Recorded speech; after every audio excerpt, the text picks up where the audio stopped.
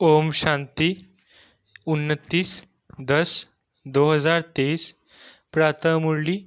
ओम शांति। अव्यक्त बाप दादा रिवाइज्ड 27/2/96 मधुबन। आज के मुरली का सार। सत्यता का फाउंडेशन है पवित्रता और निशानी है चलन व चेहरे में दिव्यता।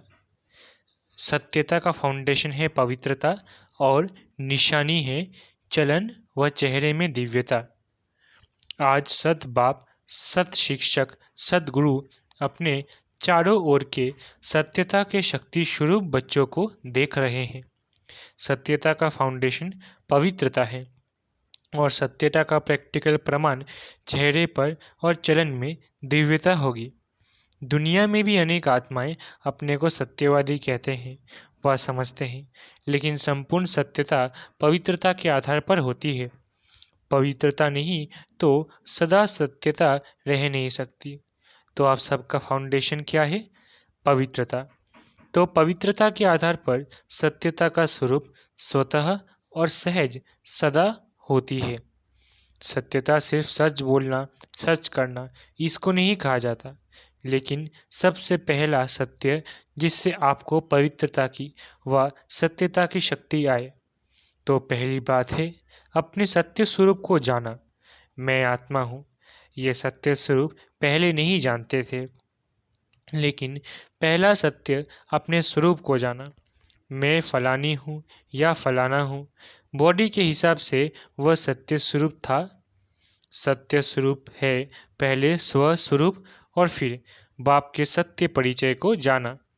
अच्छी तरह से अपना सत्य स्वरूप और बाप का सत्य परिचय जान लिया। तीसरी बात, इस सृष्टि चक्र को भी सत्य स्वरूप से जाना। ये चक्र क्या है और इसमें मेरा पार्ट क्या है, तो अपना पार्ट अच्छी तरह से स्पष्ट रूप से जान लिया। आपका पार्ट अच्छा है ना? सबसे अच्छा पार्ट संगम युग का कहेंगे, लेकिन आपका देवात्मा का पार्ट भी विश्व में सारे चक्र की आत्माओं से श्रेष्ठ है। चाहे धर्म आत्माएं, महान आत्माएं भी पार्ट बजाती है, लेकिन वो आत्मा और शरीर दोनों से पवित्र नहीं है। और आप देवात्माएं शरीर और आत्मा दोनों से पवित्र है, जो सारे कल्प में और कोई आत्मा ऐसे नहीं। तो पवित्रता का फाउंडेशन सिवाय आपके और कोई भी आत्मा का श्रेष्ठ नहीं है। आपको देवात्मा का पाठ याद है? पांडवों को याद है? देवात्मा की पवित्रता नेचुरल रूप में रही है। महान आत्माएं आत्माओं को पवित्र बनाती हैं, लेकिन बहुत पुरुषार्थ से, नेचुरल नहीं। ना नेचुरल है ना नेचर रूप में है। और आपकी आधा कल्प पवित्रता की जीवन नेचुरल भी है और नेचर भी है। कोई पुरुषार्थ वहाँ नहीं है। यहाँ का पुरुषार्थ वहाँ नेचुरल हो जाता है, क्योंकि वहाँ अपवित्रता का नाम निशान नहीं, मालूम ही नहीं कि अपवित्रता भी होती है। इसलिए आपके पवित्रता का प्रैक्टिकल स्वरूप देवता अर्थात दिव्यता का है।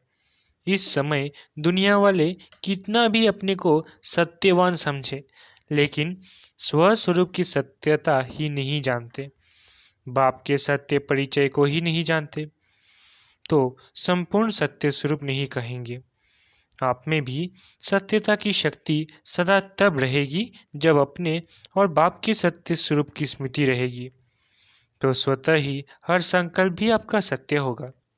अभी कभी भूल की जाती है, बॉडी कॉन्शियस में आ जाते हो, तो संकल्प सदा सत्यता के शक्तिशाली हो, पवित्रता के शक्तिशाली हो। वह सदा नहीं रहता। सदा रहता है कि व्यर्थ भी होता है, तो व्यर्थ को सत्य कहेंगे? झूठ तो भोला ही नहीं, तो क्यों नहीं सत्य है? अगर कोई ये समझकर बैठे है कि मैं कभी झूठ नहीं बोलती, सदा सच बोलती, लेकिन सत्यता की परख है कि संकल्प, बोल, कर्म, संबंध, संपर्क सब में दिव्यता अनुभव हो। बोल सच रहे हैं, लेकिन दिव्यता नहीं है। देखते हो ना, कई बार बार कहेंगे मैं सच बोलती, मैं सच बोलती, मैं सदा सच्ची हूँ, लेकिन बोल में, कर्म में अगर दिव्यता नहीं है तो दूसरे को आपका सच सच नहीं लगेगा। यही समझेंगे कि ये अपने को सिद्ध कर रही है, लेकिन समझ में नहीं आता कि यह सत्य है। सत्य को सिद्ध करने के लिए सिद्ध करने की आवश्यकता नहीं है। अगर अपने सत्य को जिद से सिद्ध करते हैं तो वो दिव्यता दिखाई नहीं देती है। यह साधारणता है जो दुनिया में भी करते हैं। और बाप दादा सत्य की निशानी एक स्लोगन में कहते हैं, साकार द्वारा भी सुना, जो सच्चा होगा वो कैसे दिखाई देगा। सच तो नच, सदा खुशी में नाचता रहेगा। जब जिद करके सिद्ध करते तो आप अपना या दूसरे का चेहरा नोट करेंगे, तो वो खुशी का नहीं होगा, थोड़ा सोचने का और थोड़ा उदासी का होगा, नाचने का नहीं होगा। सच तो बिठो नच, सच्चा खुशी में नाचता है तो खुशी में जीवन के दिन या रात बहुत अच्छी लगती है। और थोड़ा भी सत्य में असत्य मिक्स है तो उस समय की जीवन इतनी अच्छी नहीं लगेगी। तो सत्यता का अर्थ ही है सत्य स्वरूप में स्थित होके, चाहे संकल्प, चाहे बोल, चाहे कर्म करना। आजकल दुनिया वाले तो स्पष्ट कहते हैं कि आजकल सच्चे लोगों का चलना ही मुश्किल है, झूठ बोलना ही पड़ेगा। लेकिन कई समय पर, कई परिस्थितियों में ब्राह्मण आत्माएं भी मुख से नहीं बोलती, लेकिन अंदर समझती है कि कहाँ कहाँ चतुराई से तो चलना ही पड़ता है। उसको झूठ नहीं कहते, लेकिन चतुराई कहते हैं। तो चतुराई क्या है? ये तो करना ही पड़ता है, तो वो स्पष्ट बोलते हैं और ब्राह्मण रॉयल भाषा में बोलते हैं। फिर कहते हैं, मेरा भाव नहीं था, न भावना थी, न भाव था, लेकिन करना ही पड़ता है, चलना ही पड़ता है। लेकिन ब्रह्मा बाप को देखा, साकार है ना। निराकार के लिए तो आप भी सोचते हो कि शिव बाप तो निराकार है, ऊपर मजे में बैठा है, नीचे आवे तो पता पड़े क्या है।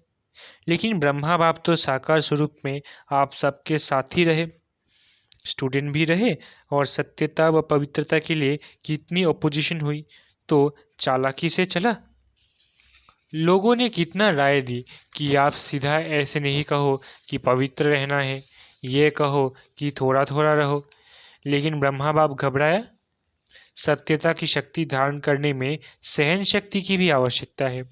सहन करना पड़ता है, झुकना पड़ता है, हार माननी पड़ती है, लेकिन वो हार नहीं है। उस समय के लिए हार लगती है, लेकिन है सदा की विजय। सत्यता की शक्ति से आज डायमंड जुबली मना रहे हैं।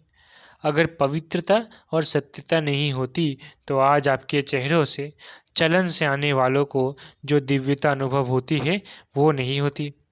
चाहे प्यादा भी है, नंबरवार तो है ही ना, महारथी भी है, नाम के महारथी नहीं, लेकिन जो सच्चे महारथी है, अर्थात सत्यता की शक्ति से चलने वाले महारथी है, जो परिस्थिति को देखकर सत्यता से जरा भी किनारा कर लेते, कहते और है और कुछ नहीं किया, एक दो शब्द ऐसे बोल दिए, दिल से नहीं बोले, ऐसे बाहर से थोड़ा बोल दिए, तो ये संपूर्ण सत्यता नहीं है।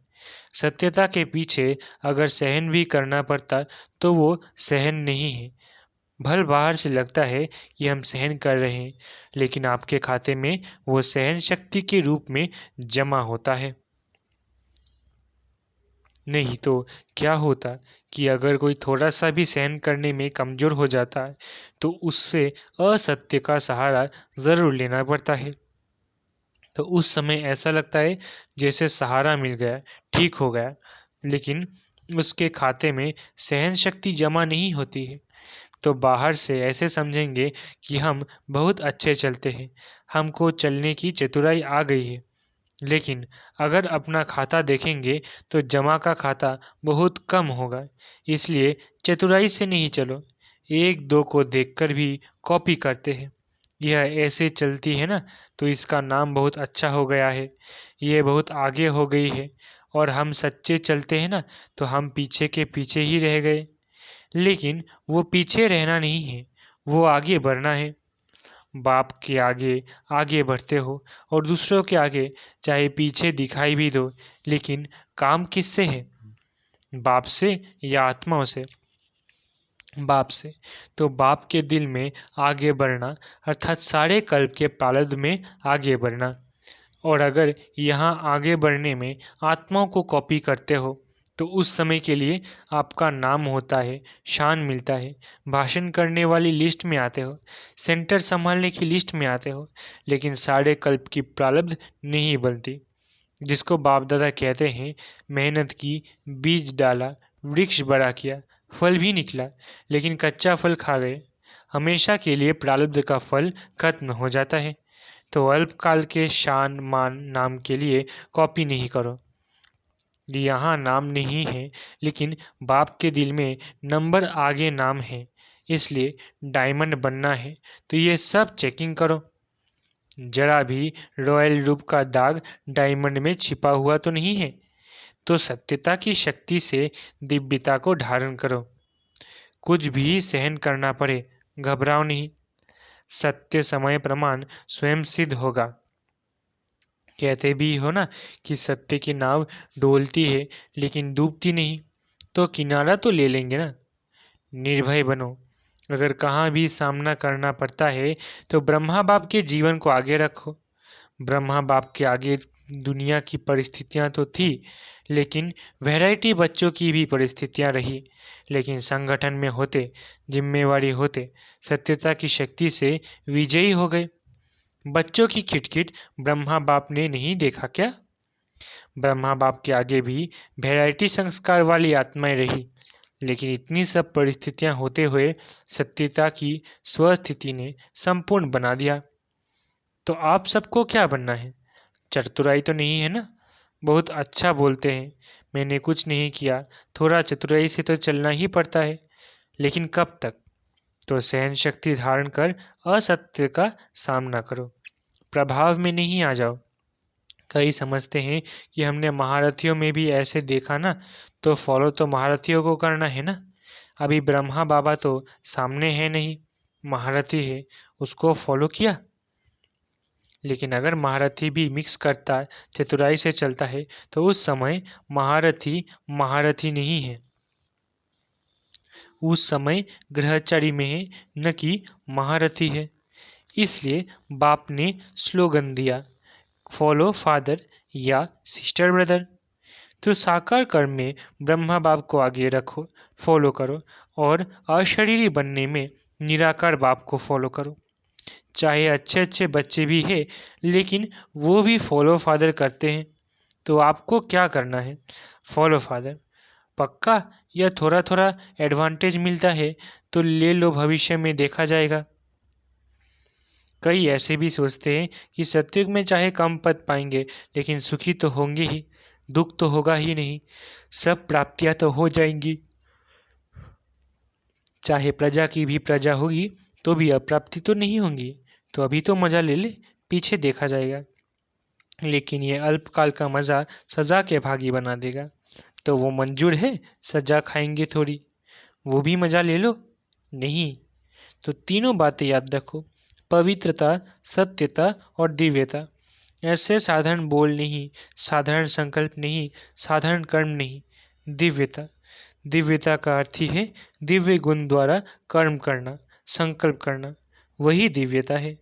जैसे लोग पूछते हैं ना कि पाप कर्म क्या होता है, तो आप कहते हो कि कोई भी विकार के वश कर्म करना ये पाप है, ऐसे समझाते हो ना। तो दिव्यता अर्थात दिव्य गुण के आधार पर मन, वचन और कर्म करना। तो सत्यता का महत्व जाना।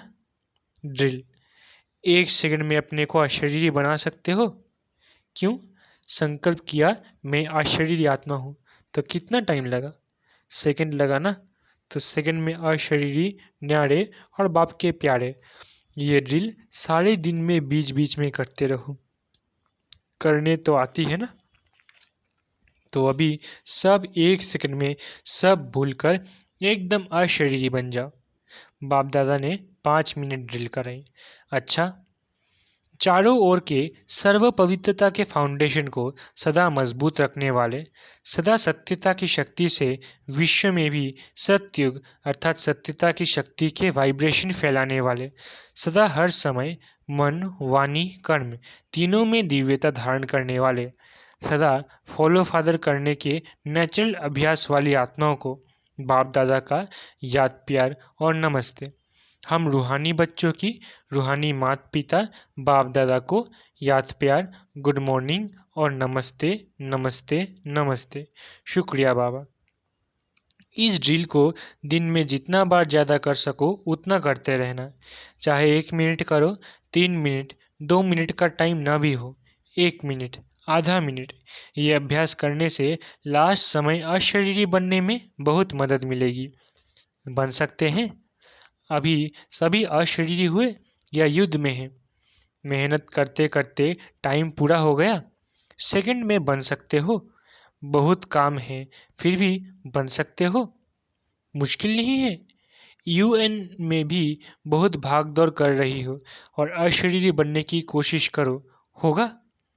अगर यह अभ्यास समय प्रति समय करेंगे तो ऐसे ही नेचुरल हो जाएगा जैसे शरीर भान में आना।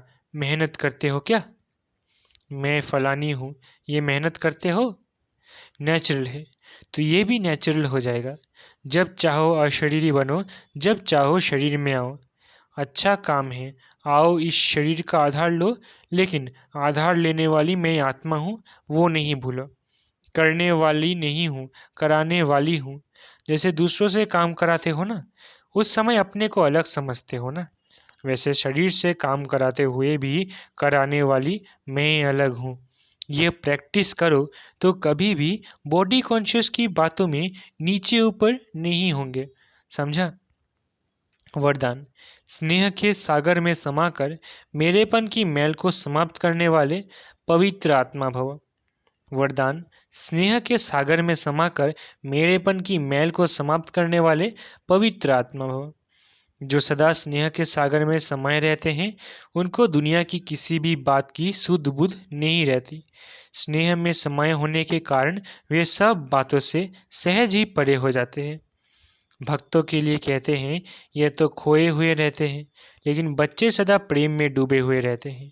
उन्हें दुनिया की स्मृति नहीं, मेरा मेरा सब खत्म। अनेक मेरा मैला बना देता है। एक बाप मेरा तो मैलापन समाप्त हो जाता है और आत्मा पवित्र बन जाती है। स्लोगन। बुद्धि में ज्ञान रत्नों को ग्रहण करना और कराना ही होली हंस बनना है। स्लोगन।